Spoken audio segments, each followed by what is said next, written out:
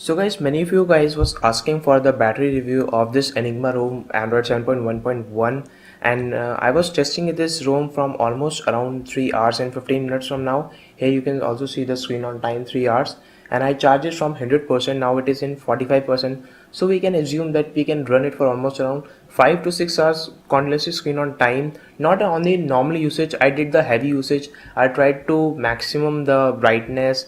I played games like Asphalt 8, I did benchmarking and games like WWE Mayhem also. And I have also did this YouTube, and I played almost around 46 minutes. Here you can see.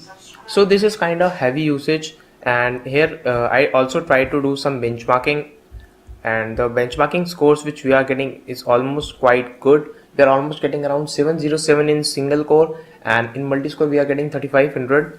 So in performance you don't have to compromise, and in battery it's really good. I can still run it for almost around 2 to 3 hours on screen on time, and the battery standby is really good, getting almost 1 day of standby time, 1 to 2 days of standby time on the normal users. So you can use it if you are using it as a secondary device, but for the primary device you can install multiple applications. You will not get any lag. Here you can see that the app opening speed is also really faster.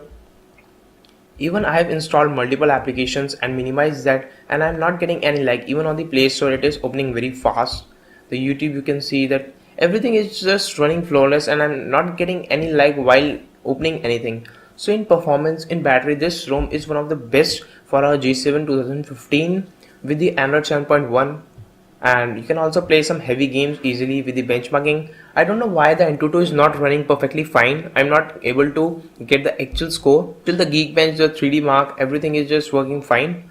So guys, that's all with this a quick review of the battery test and the performance of this Enigma ROM. I hope you will like this quick review. With this you will get an idea of you should use this ROM as your daily driver or not.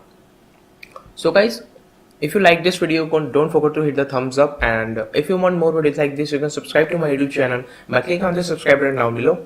As always, I'll see you in the next video. Thank you. Peace out.